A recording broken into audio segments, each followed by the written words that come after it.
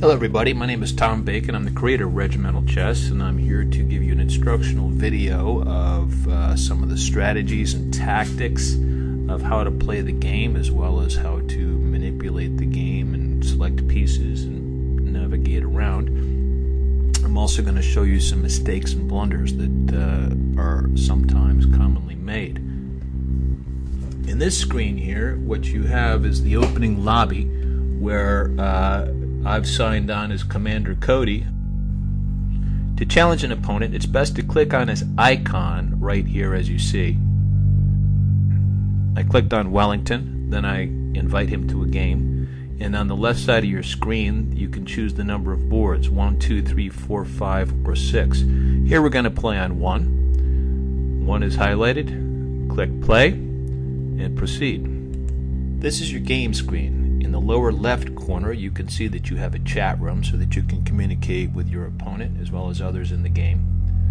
Your middle screen there shows Newcomer's Approach and Master's Approach. It's highly recommended that you always select the Newcomer's Approach for the first few games that you play. This will randomly set up a formation for you that we've set up in the system. Each formation has a number of advantages and disadvantages, but that is the way of battle. Once each side has selected the formations, the barrier in the middle will be lifted and your opponent's forces will be revealed. You can change your vantage point several ways. The first way is by right-clicking on your mouse, holding the button down, and maneuvering the field. You can also zoom in and zoom out using the scroll wheel.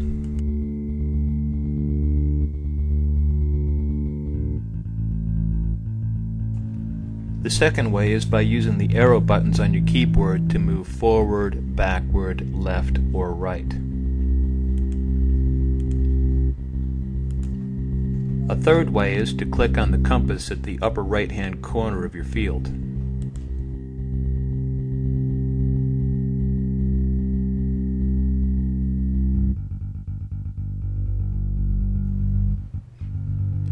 Again, the purpose of the chat room is so that you can communicate with your opponent, assuming that you both speak the same language. You can also see who else is playing in the game.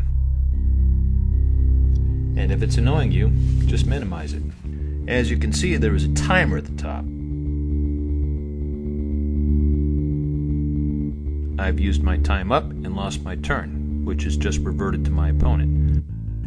If you snooze through your turn, you lose your turn. But since I am the opponent, we'll just wait until the time reverts back.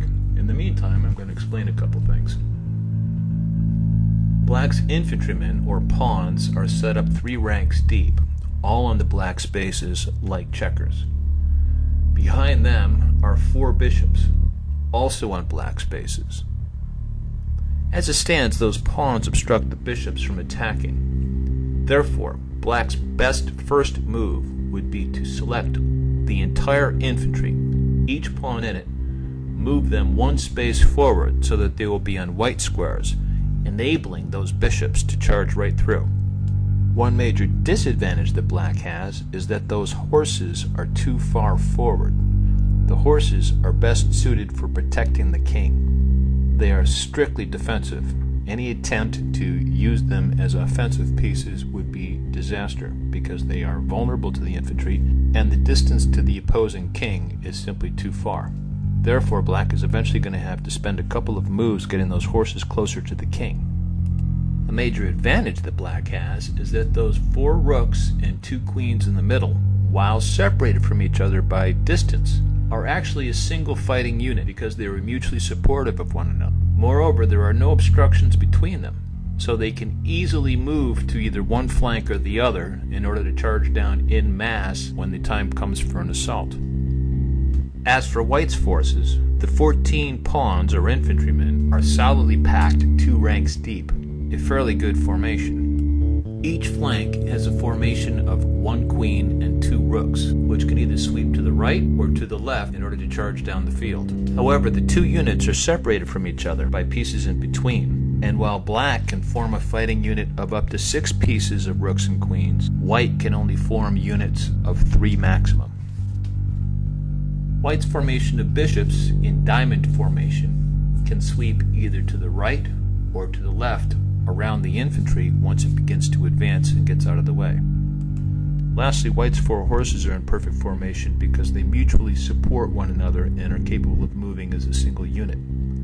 They are also perfectly positioned because they surround the king. In the first turn of every game, each side can only move as far as the 8th row and no further. By far, the best strategy in a single board game is to advance with the infantry and charge aggressively. Do not move just one piece. Move formations. That is the essence of this game. In this game, use the knights to defend the king. If you have 4 knights in good formation surrounding the king, they do an excellent job at protecting him. The queens and rooks are best suited to capture the opposing king.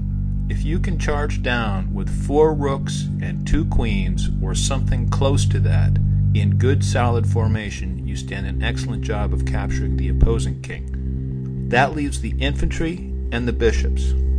The best way to play this game on a single board is to attack aggressively with your infantry and bishops. Use them to cause as much destruction and mayhem in the opposing force's backfield as possible. Take out as many horses and rooks as you possibly can. Break up their fighting units so that they cannot move together. Once the opposing forces are broken up, whittled down, and scattered, that is the time to move forward with your queens and rooks, not before. To select a piece, left-click on it and you'll see it's surrounded by a green flame. Any pieces that can move in formation with it will be highlighted by a dotted green box. Click on them also, and more pieces will be highlighted as the potential fighting unit gets bigger and bigger. White clicks on one infantryman after another until nearly the entire fighting unit is selected. By leaving one infantryman behind and sliding forward diagonally, White's ranks are now 3 rows deep instead of just 2. And White is beginning to form an attacking column. What Black should do is move its entire infantry unit 1 space forward, moving from the black spaces to the white spaces and providing avenues for its bishops to attack. Instead, Black makes the common mistake of moving just 1 pawn. White selects half of its infantrymen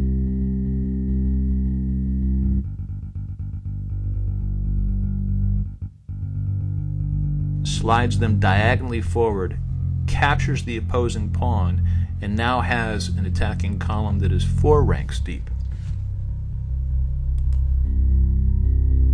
Black again makes the mistake of advancing with just 1 pawn rather than trying to bring its entire infantry forward.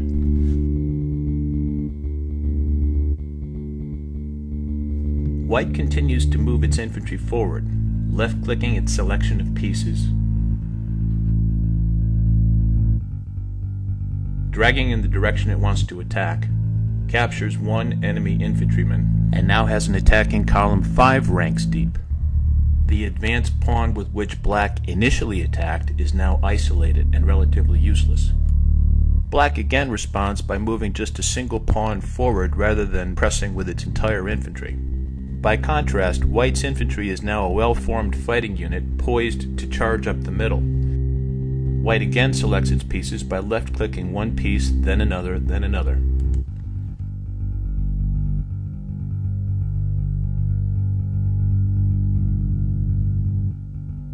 Drags in the direction it intends to attack, and marches. By this method, not only does White capture another opposing pawn, but now its advanced pieces threaten knights and bishops in Black's backfield. Moreover, the way White's pawns are configured, Black's power of retaliation is limited. Black has finally learned the lesson of moving massed formations. Here it has moved its entire formation of bishops together with pawns and has managed to capture 2 opposing pieces rather than simply 1. It has also managed to separate 2 of White's pawns from the rest of the pack. This substantially weakens the entire formation. White is left with a rich choice of valuable opposing pieces that it can capture. However, only 1 infantryman per turn can make a capture. White's best maneuver would be to capture a valued opposing piece while rejoining its 2 separated units of pawns. Always remember that an aggressive infantry charge is highly valuable at the beginning of each game because it can break up the opposing infantry and cause substantial damage to the enemy backfield. Here, white selects the right 5 pieces, moves them diagonally forward, capturing a bishop and rejoining the 2 separated infantry units. White is continuing to press its infantry attack, constantly moving forward and each time capturing an enemy piece, while black is in a position of having to react and cannot move forward. 3 horses and 3 bishops are threatened, and the white infantry is only 3 spaces away from threatening the king. Black's response is excellent. It moves its 3 bishops in combination with 8 pawns in order to capture 2 opposing pieces, while moving forward at the same time. Now black has a substantial fighting force of its own that has the potential to attack white's backfield. But white's pawns are still connected in a substantial, cohesive fighting infantry unit, with the present choices being either to capture a horse or a bishop, and then press the threat either against black's queens or black's rooks.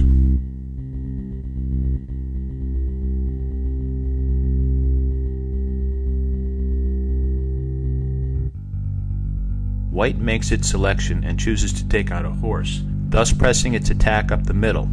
White now threatens a queen, its infantry unit remains in tight formation in the middle, and black's horses are becoming scattered, losing their ability to maneuver as a single fighting unit.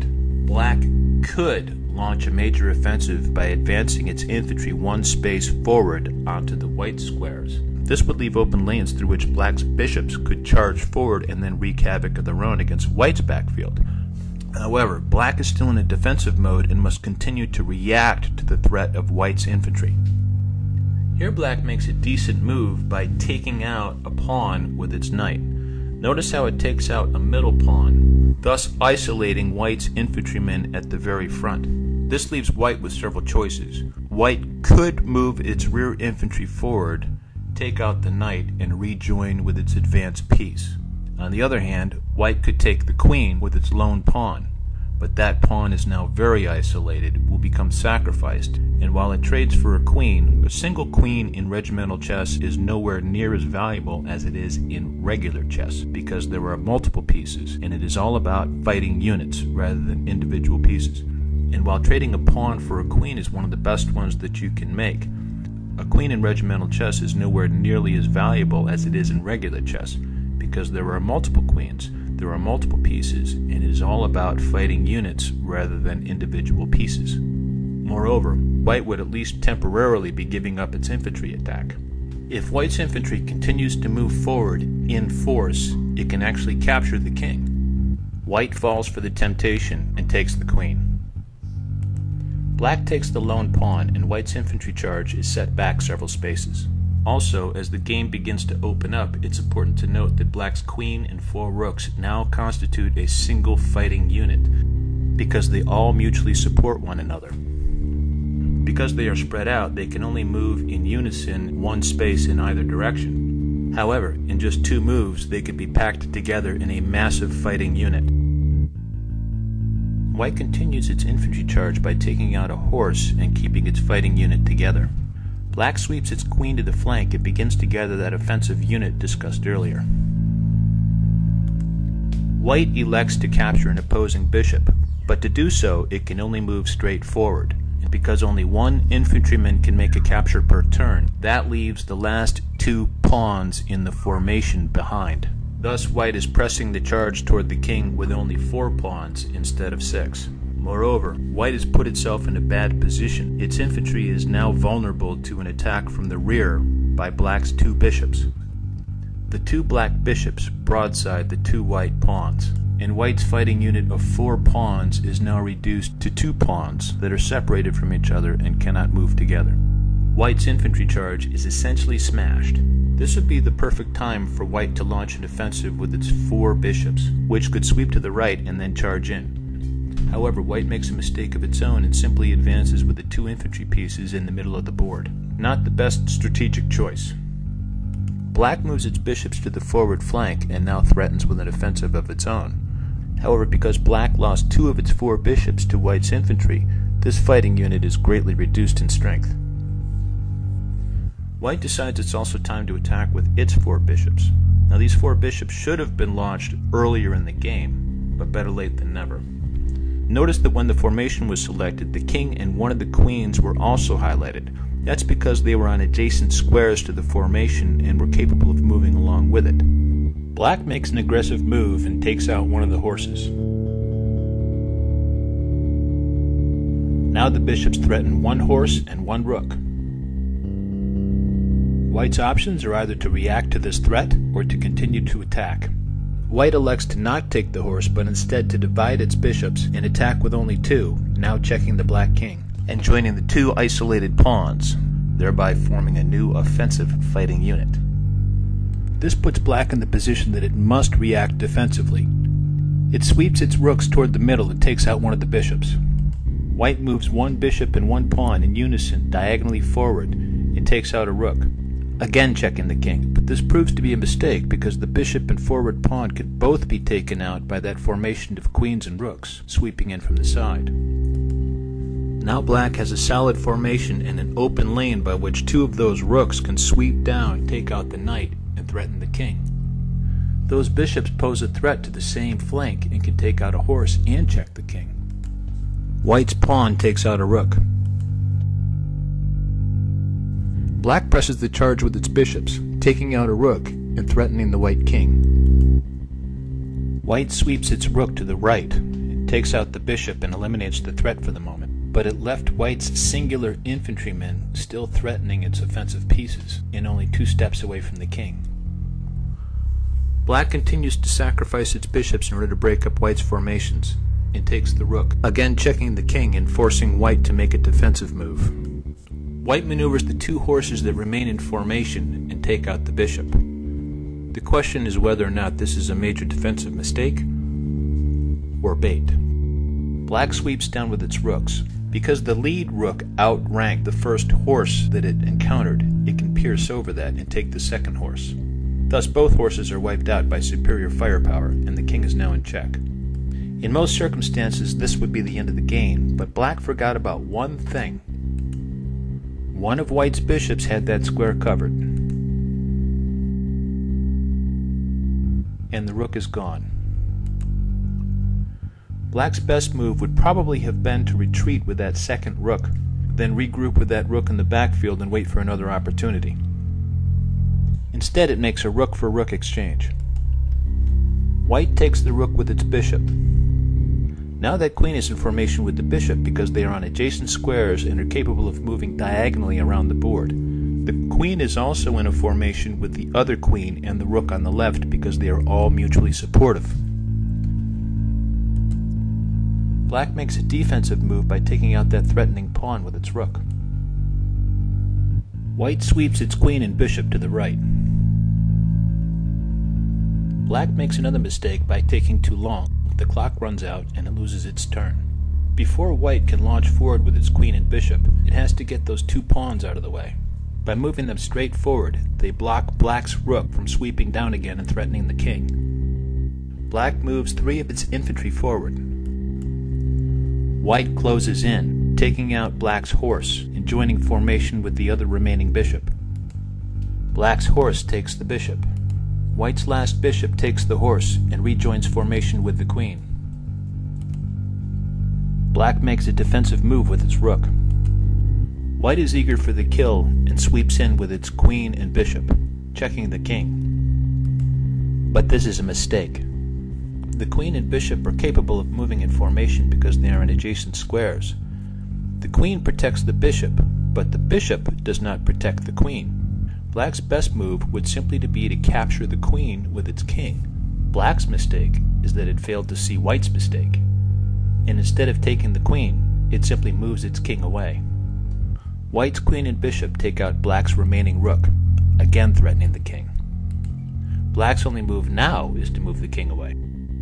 White sweeps its final queen and rook formation to the left. Now it has an open lane so that in the next turn it can sweep down and threaten the king from that flank.